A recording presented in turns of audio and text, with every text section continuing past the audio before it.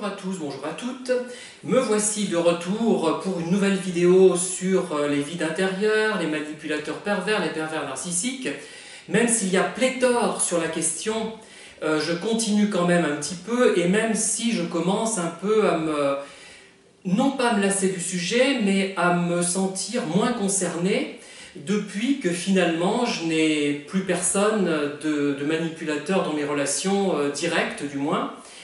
Et depuis que j'ai pris conscience du phénomène, je pense, mais peut-être que je m'avance un petit peu, ne plus jamais retomber dans ce genre de travers, ou du moins de ne pas y retomber pendant longtemps. J'ai presque envie de dire que les manipulateurs que je croise encore parfois dans le cadre de ma vie privée, professionnelle ou autre, je ne leur en veux même pas, et si je parle d'eux, ce n'est pas pour expulser une rancœur, mais parce qu'ils me servent d'exemple de manipulateurs, de pervers, simplement. Et on pourrait croire que j'y suis encore attaché, mais ce n'est pas vrai. Ou alors tellement légèrement, de façon tellement fragile, qu'on ne peut plus parler d'un attachement. Ce n'est même pas un regret, ce n'est pas une nostalgie en tout cas. Ce n'est plus grand-chose, et c'est juste une manière de faire partager mon expérience et d'apporter, enfin, non pas d'apporter de nouveaux éléments, puisque beaucoup de gens se chargent de le faire à ma place, pour moi, de façon parallèle. D'ailleurs, à ce propos, je suis très inquiet, puisque, comme je l'avais déjà signalé il y a quelques mois, le marché de la perversion narcissique est vraiment un marché qu'elle vend en poupe. Et vraiment, c'est presque choquant, puisque j'ai l'impression que c'est devenu une affaire essentiellement financière pour beaucoup de gens. Donc ceux qui, avant d'exploiter ce sujet, étaient déjà praticiens, travaillaient déjà en tant que soignants, en tant qu'aidants, ça ne me choque pas, plus que ça, s'ils prennent des tarifs raisonnables.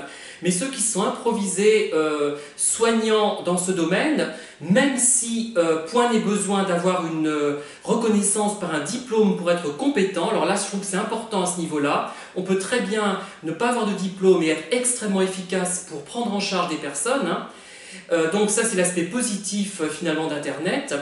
Mais je trouve que certains sont passés d'un domaine à un autre de façon tellement brutale et subite qu'on a l'impression quand même que le motif est en grande partie financier. Voilà, donc j'arrête là et je vais traiter un sujet et répondre à la question pourquoi les pervers narcissiques, pourquoi les vides intérieurs, pourquoi les manipulateurs restent dans le flou. Alors, en restant dans le flou, on n'est pas embarrassé, on ne se sent jamais coincé en quelque sorte. Notre réponse, notre point de vue n'est pas clair, on ne sait pas exactement ce que l'on pense, donc on ne peut pas se trouver gêné, par exemple en politique, si on émet un point de vue très flou, si un adversaire politique nous dit « mais vous avez exprimé telle idée ». Et non, je n'ai pas exprimé cette idée-là, vous avez mal compris. Effectivement, si on regarde ensuite les vidéos de l'homme politique qui a exprimé les idées en question qu'on lui reproche, on se rend compte que tout est flou, que tout est obscur, que rien n'est clair.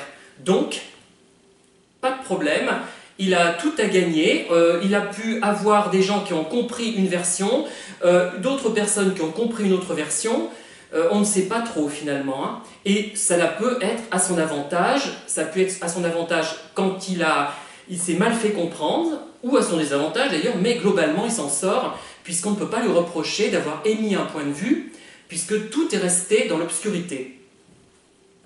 Alors, ça permet aussi aux gens de donner l'impression qu'ils en savent plus que nous, c'est-à-dire qu'ils sont plus intelligents. Ils donnent une réponse tellement complexe qu'on peut se dire « mais c'est moi qui ne comprends pas, cet homme-là, cette femme-là est plus intelligent ou plus intelligente que moi, plus cultivé, elle en sait davantage sur le sujet, elle est mieux documentée, et c'est moi qui suis minable. » Donc c'est une manière de nous écraser et de se revaloriser et d'accéder à cette image sublime que le pervers narcissique cherche à obtenir.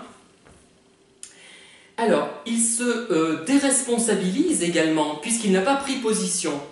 Alors, on ne peut pas l'attaquer, tout simplement. Ça renvoie un petit peu au fait de ne pas se sentir coincé, finalement.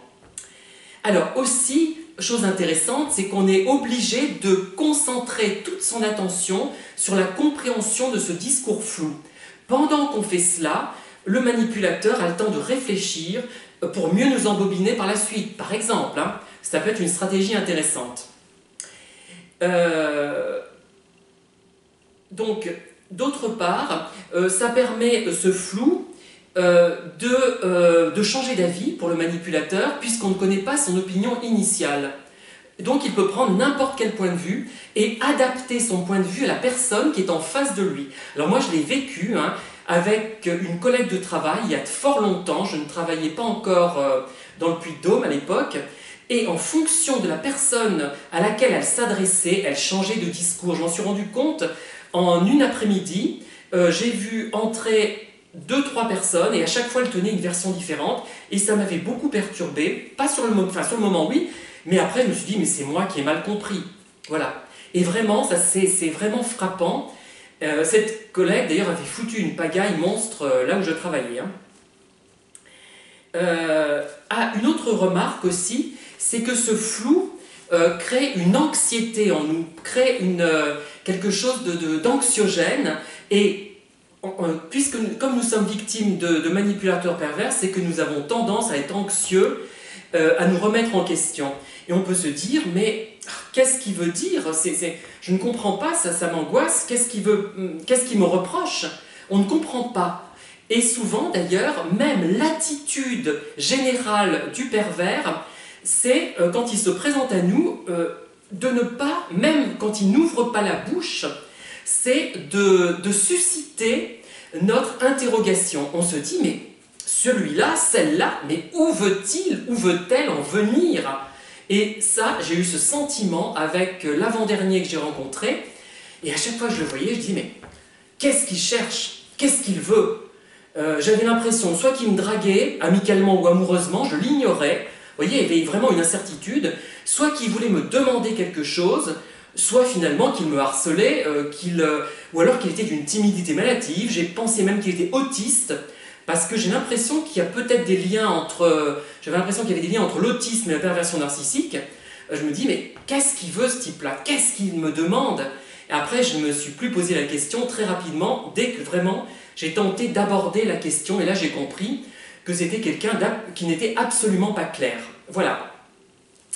Voilà pour cette vidéo, je pense avoir exprimé l'essentiel sur ce flou. Ah non, il y aura peut-être une idée qui me vient à l'esprit de dernière minute, je sais que ça ne se fait pas, mais elle me vient de me venir à l'esprit, c'est qu'en fait aussi, il faut savoir que le manipulateur pervers, n'ayant pas réellement de personnalité bien structurée, il s'adapte, il adapte son point de vue en fonction du vent, de l'air, de la personne, etc. Comme il n'a pas de point de vue, il peut développer un point de vue A à un moment donné, un point de vue B à un autre moment, ou le surlendemain, un point de vue C, ou alors revenir au point de vue A, etc., etc. Donc voilà la dernière chose que je voulais vous dire, donc ce flou, pourquoi notre pervers narcissique, notre vide intérieur, notre manipulateur pervers est flou, et je pense avoir exprimé l'essentiel. N'hésitez pas à vous abonner à la chaîne, ça fera toujours diffuser les vidéos, puisque j'aime bien m'exprimer, même si je n'en tire aucun avantage, j'aime bien faire partager mon expérience. N'hésitez pas aussi à liker ou à disliker, il n'y a pas de problème, mais à condition que... et à faire des commentaires évidemment, à condition que ce soit un peu constructif. Hein. Depuis quelque temps d'ailleurs, je ne sais pas si c'est la chaîne YouTube qui a amélioré sa prise en charge des commentaires pénibles, mais je n'ai aucun commentaire stupide, ou très peu, et vraiment, si c'est une avancée de leur système, c'est une bonne chose. Hein. Je vous remercie et je vous dis à très bientôt pour une nouvelle vidéo.